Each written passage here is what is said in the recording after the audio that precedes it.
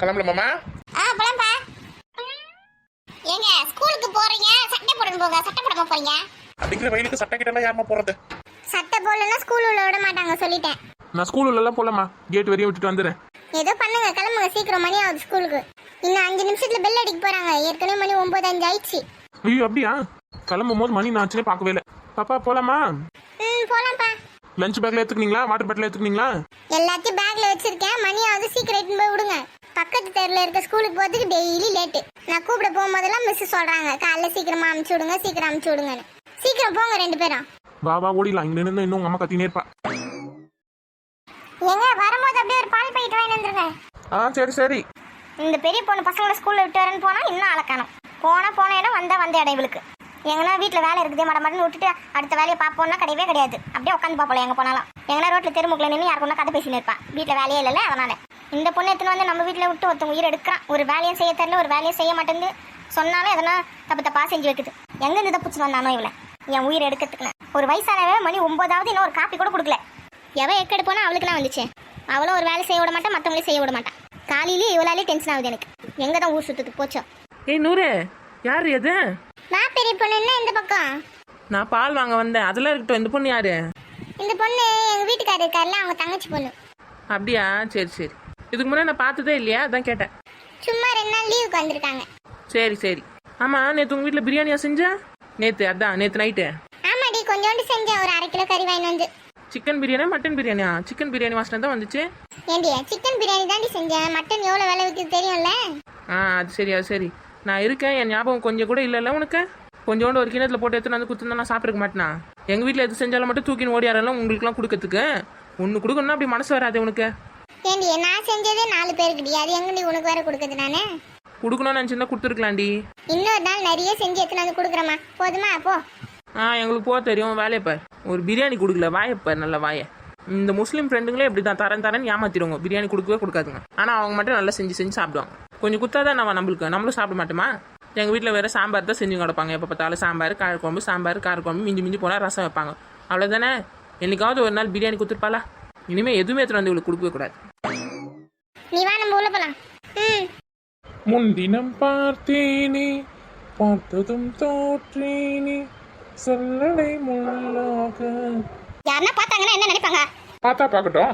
ஏன் இந்த மாதிரி பண்ற விமல்? நீ இன்னும் 3 நாள் கல்யாணத்தை வச்சுக்கிட்டு நீ இந்த மாதிரி பண்ணிட்டு இருக்க. 3 நாள் கல்யாணம்னா பக்கத்து வரக்கூடாதா? இது என்ன ரொம்ப போச்சு?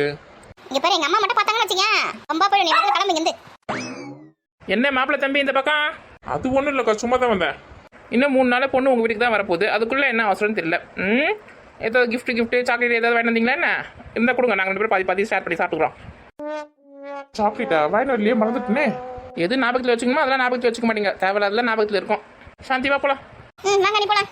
ஏன் நம்ம வீட்டில் தான் மோட்டர் இருக்குதுல்ல, அங்கேயே தண்ணி வருமே. நீ எதுக்கு இப்போ குடத்தை எடுத்துன்னு இங்கே வந்த? குடிக்க தண்ணி இல்லை, அதான் எடுத்துட்டு போலான்னு வந்தேன். நம்பிட்டேன். அப்புறம் கிளம்புறது இந்த 3 நாளைக்கு மட்டும்தான் அம்மா வீட்டுக்கு போய் கேட்பாங்க. அதுக்கப்புறம் நாங்கள் எது சொன்னாலும் கேட்க மாட்டாங்க. இப்போ வா போகலாம் வீட்டுக்கு சொன்னால் திரும்பிட்டா. அதுக்கப்புறம் பாரு, வா வீட்டுக்கு போகலாம் சொன்னால் திரும்ப மாட்டாங்க இந்த பக்கம். அம்மா தேடுவாங்க, வாங்க போலாம்.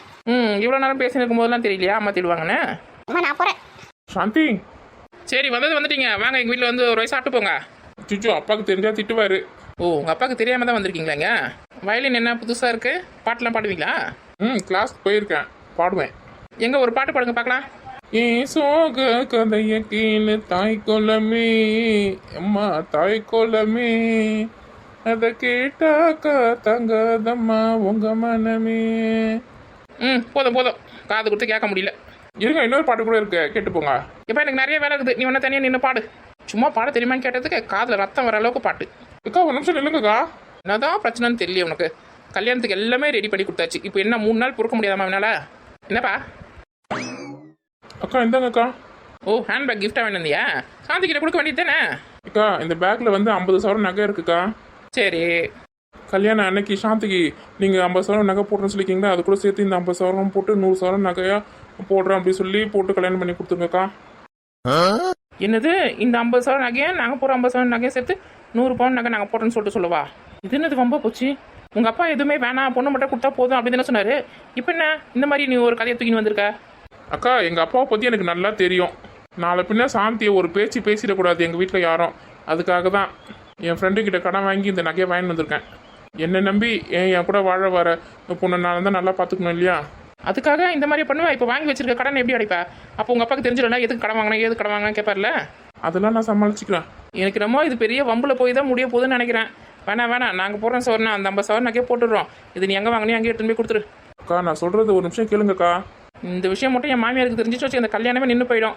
மனசில் வச்சுக்கோ, நகைலாம் எதுவும் நான் வாங்க மாட்டேன், கிளம்பு. அப்போது பணத்துக்காக வரதட்சணைக்காக தான் இப்போ எங்கள் பொண்ணை கல்யாணம் பண்ணிக்கிறீங்களா? அன்றைக்கி ரொம்ப நல்ல ஒரு மாதிரி உங்கள் அப்பா பேசினாரு. எதுவுமே வேணாம், உங்கள் பொண்ணை மட்டும் கொடுத்தா போதும், எனக்கு கவர்மெண்ட் தான் முக்கியம், என் பொண்ணை தான் முக்கியம் அப்படின்னு சொல்லிட்டு இப்போ வந்து 100 பவுன் போட தான் கல்யாணம் பண்ணி போகிறேம்மா. ஓஹோ, நல்ல கதையாக இருக்குது. எதுவும் வேணான்னு சொல்லிட்டு பொண்ணை கல்யாணம் பண்ணி கூட்டின்னு போயிடுறது. அதுக்கப்புறம் இத்தனை சவரம் போடல, அத்தனை சவரம் போடல, கார் வாங்கி தரல, பங்களா வாங்கி தரல, அப்படி இப்படின்னு சொல்லிட்டு பொண்ணை குடும்பப்படுத்துவீங்களா? நான் எங்கள் மாமியார் கிட்டே போய் சொல்கிறேன், இந்த கல்யாணத்தை முதல்ல நான் நிப்பாட்டுறேன். ஓஹோ, கதை எப்படி போகுது பார்த்தியா? பொண்ணு கொடுத்தா போதும் பொண்ணு கொடுத்தா போதும் அப்படின்னு சொல்லிட்டு இப்போ வந்து 100 பவுன் நகை போட்டால் தான் எங்கள் அப்பா கல்யாணத்துக்கு ஒத்துப்பார். என்னென்ன கதை பேசுகிறாம்மா இந்த பையன். நல்ல வேலை இப்போது உங்களோட சுயரூபம் நமக்கு தெரிஞ்சுதே. அக்கா இந்த நகை நீங்கள் வாங்கலைன்னா கூட பரவாயில்லக்கா, கல்யாணத்தை நிப்பாட்டிடாதீங்கக்கா. இல்லைப்பா, எனக்கு சந்தேகமாக இருக்குது. அப்புறம் எங்கள் வீட்டு பொண்ணை கல்யாணம் பண்ணிங்கன்னு குடும்பப்படுத்துவீங்களா என்ன?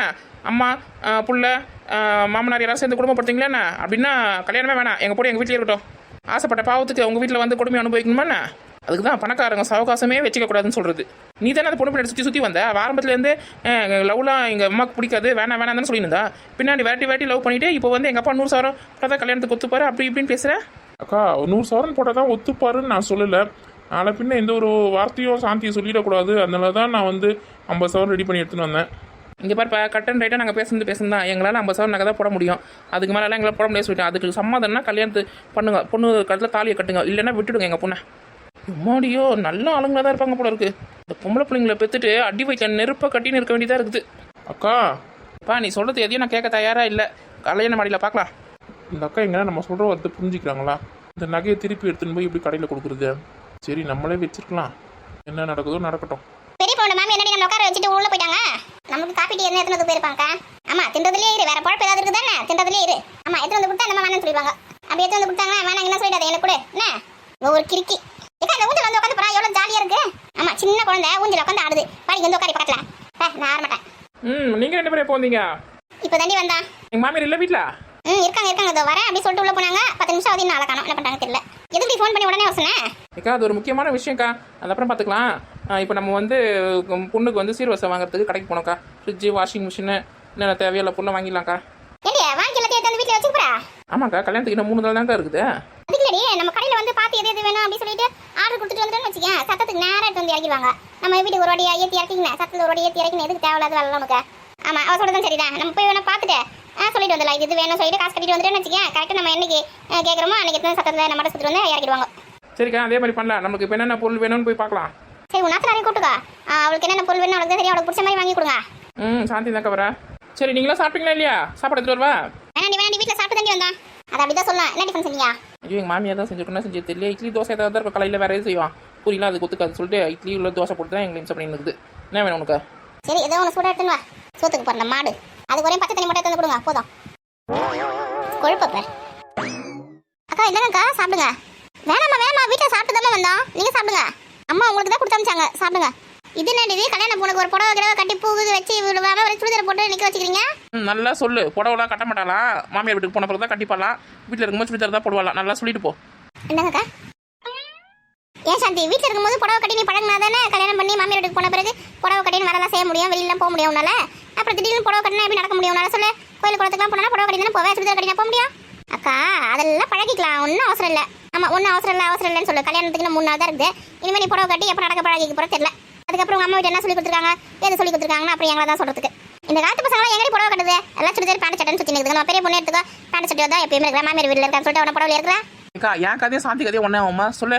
அவங்க மாமனார் மாமியார்லாம் எவ்வளோ சிட்டு, என் மாமியார் அப்படியா?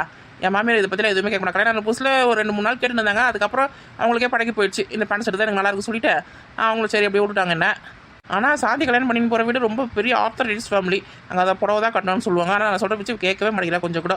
நானும் புடவை கட்டி பார்க்குறேன், ஆனால் நடக்கவே முடிய மாட்டேங்குது, கஷ்டமாக இருக்குது. அதனால தான் இனிமேல் புடவை கட்டக்கூடாதுன்னு எல்லாத்தையும் பேக் பண்ணி வச்சிருக்கேன். ஆமாம், அது பெரிய கம்ப சூத்திரம் பாரு. இப்படி முந்தானி போட்டோமா, இப்படி இழுத்தமா, 4 கொசு எடுத்துமா, சொருவணுமா, அப்படி ஃப்ரீயாக நடந்துமான்னு இல்லாமல் அது பெரிய கம்ப சூத்திரம் மாதிரி பேசி நிற்பீங்க.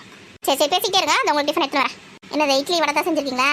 ஏன் மசாலா தோசை அதெல்லாம் செய்யலையா? உங்களுக்கு தோசை வேணா சொல்லுங்கள், ஊற்றி எடுத்துன்னு வரேன். வேணா கடைக்கு வர போகணும், டைம் ஆச்சு, இட்லியே போதும். சரி இது எடுத்துருவேன்.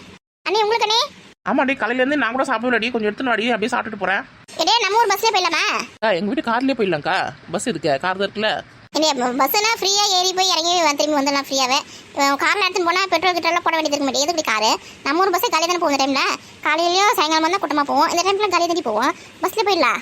வேணாம் கார்லேயே போய்க்கலாம், 2-3 இடத்துக்கு போக வேண்டியது இருக்குது. கார் போட போது நீ, பெட்ரோல் போட போது நீ, நம்ம இதே பெட்ரோல் போட சொன்ன மாதிரி இங்கே பார். பெட்ரோல் போடுற போது யாராக இருந்தாலும் அதுவும் காசு தானடியே. சாக்கிலையாவது காரில் போடலான்னு நான் பார்க்குறேன். பஸ்ஸில் போகலாமா? நேரமும் பஸ்ஸில் தான் போகிறோம். அக்கா ஒரு முக்கியமான விஷயம்க்கா. என்னடி? இப்போது நான் வரும்போது மாப்பிள்ளை பையனை பார்த்தேக்கா. யாடி? விமல் தம்பியா? ஆமாம். என்ன அவசரமா? கல்யாணம் 3 நாள் தான் இருக்குது, அதுக்குள்ளே பொண்ணு பார்க்கறதுக்கு வந்துட்டாரே நம்ம ஊருக்கு. உன் பொண்ணு பார்க்க வரலக்கா, முக்கியமான விஷயம் சொல்கிறதுக்கு கேளு. என்னடி முக்கியமான விஷயம்? அவன் சொல்கிறான் 50 சவரன் நகை கையில் எடுத்துன்னு வந்துருக்கான். நீங்கள் 50 சவரன் நகை போடுறேன்னு சொன்னீங்களே, இந்த 50 சவரன் நகையை சேர்த்து 100 சவரனா போட்டுவிடுங்க அப்படின்னு சொல்கிறாங்க்கா. இது நாடி இது ரொம்ப போச்சு. நீங்கள் நகை நட்டு எதுவுமே போட தேவையில்ல, உங்கள் பொண்ணை மட்டும் அமிச்சா போதும் அப்படின்னு, எங்கள் கௌரவம் தான் முக்கியம், எங்கள் பொண்ணு தான் முக்கியம் அப்படி இப்படின்னு அவங்க அப்பா பேசினாரு. இப்போ நான் அந்த பையன் வந்து இப்படி பேசுகிறான். இதுனாடி இது பயமாக இருக்குது, ஏதாவது ரொம்பல போய் முடிஞ்சிருமோ? அதான்க்கா எனக்கும் பயமாக இருக்குது, நான் அந்த நகையை வாங்கவே இல்லை. ஏண்டியா வாங்கி வந்துட வேண்டியது தானே? கல்யாணத்துக்கு நம்ம 3 பேர் போட்டுக்கலாம்ல. ஏன்டி அப்படி பார்க்குற? வயசில் பெரிய பொம்பளைன்னு பார்க்குறேன். வேடா கூடமா இருந்தால் சொல்லிவிடுவேன் அப்புறம். இப்போ என்ன அப்படி நான் தப்பாக சொல்லிட்டேன்? 50 சவரன் நகை கொடுத்தா பொண்ணுக்கு அப்படியே போட முடியாது, வீட்டுக்கு போகும்போது தான் போட முடியும். நம்ம 3 பேர் போட்டுக்கலாம், கல்யாணத்துக்கு நல்லா தக்க தக்க தக்க தக்க தங்க வைட்ட மாதிரியே. இப்போ எதுவும் வேணாம்னு சொல்லிட்டு அதுக்கப்புறம் கல்யாணம் பண்ணி கொடுத்த பிறகு நீ இது எடுத்துன்னு வரல அது எடுத்துன்னு வரல அப்படின்னு சொல்லிட்டு பொண்ணை கொடுமைப்படுத்துவாங்களா என்ன? எது நானே அடி வயிற்றுல புளியை கரைச்சின்னு பயந்துன்னு உட்காந்துக்கேன். உனக்கு வந்து விளையாட்டாக இருக்குது இப்போ. இக்கா நீ என்னக்கா சொல்கிறா? கும்முன்னு இருக்கா, அப்படியே இட்லி கடிச்சா போதும், வடை கடிச்சா போதுன்னு.